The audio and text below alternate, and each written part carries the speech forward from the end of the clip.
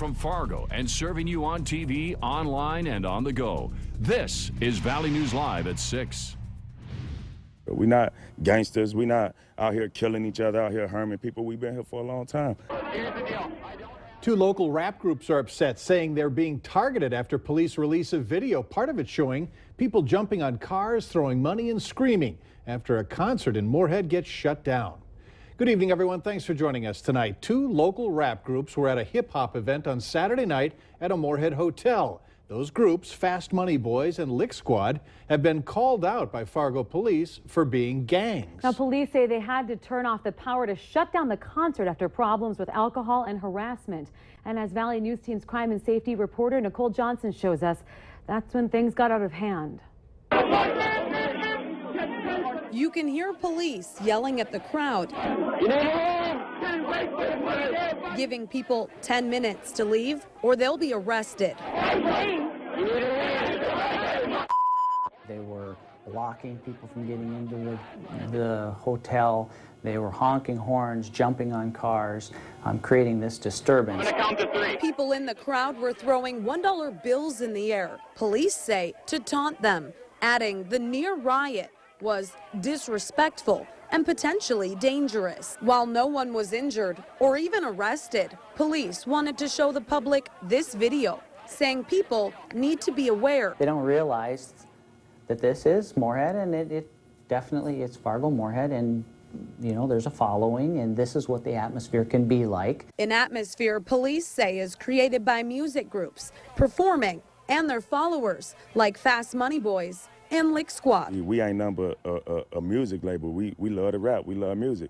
And they came there and then shut us down and afterwards said that it was a near riot between the two groups. And it wasn't fair, and that was so unreal. Everybody was getting along, you know, and that was good. I have it all on footage, you know, it's gonna be online. You can see the so-called gangs, you know, they're smiling together, they're dancing together. It's hard to live even, you know, because of all the stuff that's going on, and none of us are even felons. And so it's crazy to me that all we do is make music, but they say we're gang members.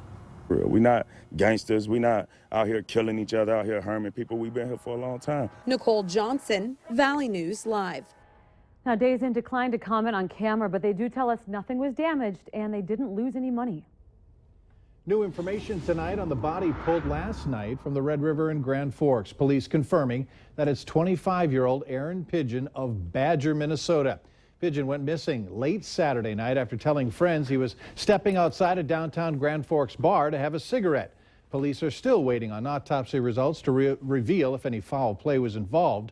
Friends told police that Pigeon did not seem suicidal. No, of the people that we spoke to in the investigation, there doesn't appear to be any reason to believe there was any thought of self-harm or any danger of something violent occurring at that time. Investigators add that they questioned several homeless people along the riverbank where Pigeon's body was found. At this point, they don't have any information regarding a confrontation. However, during our warm weather, police say that they're finding more homeless people staying on the riverbank. Some walkers and runners say it's a bit unnerving to see someone lying along the trails along the greenway. A community service officer is now patrolling the trails. I think especially if we have citizens commenting that a particular person has been making comments to them or poses a situation that they find very disturbing or alarming, an officer is going to come into contact with them, find out if they have a legitimate purpose for being there, and if not, send them on their way. Lieutenant Zimmel says their basic policy is to move homeless people along. If they get complaints, they've been harassing people. He says they don't have the right to simply ask someone to move just because they're taking a nap along the riverbank. Well, not as hazy today as yesterday, but we haven't been able to shake it completely. Let's swing over to Hutch Johnson for a first look at tonight's forecast. Hutch? And the haze may be with us for several days yet as we take a look at our conditions across the region. Many of us in the 70s. Rain showers moving through our western counties. A tornado watch in the far west out there. Those strong storms stay way out to the west. For us, a few sprinkles in the western counties this evening. Overnight, those chances of showers will slip into the Red River Valley and beyond. We'll have details on that in a moment. But temperatures this evening in the 70s. Light south winds. Yeah, hazy, but still a pleasant evening to be outdoors. It is pleasant to enjoy. You bet. All right, thanks, Hutch. Well, the man arrested after stealing a minivan on Sunday night has been formally charged. The van he had stole had a 3-year-old sleeping in the back seat. Ali Hashi is charged with felony theft and misdemeanor theft of property. A judge set his bail at $25,000 this morning. Fargo police say Hashi is not being charged with kidnapping because Hashi may not have realized the child was in the back seat. Kidnapping charges would require the intent to kidnap. A search began, but an Amber Alert was never sent out during the time Ali Hashi stole the van with the young boy inside. Police are still questioning what took police so long to get the alert out. Fargo police say they must follow policy and investigate the scene before an alert can be faxed out. Some people are asking that the process be streamlined if faxing was not involved. Well, Fargo police say they will look into using email, but they don't think it would change Sunday night's timeline. System and the teletype system in law enforcement, it's still a viable tool.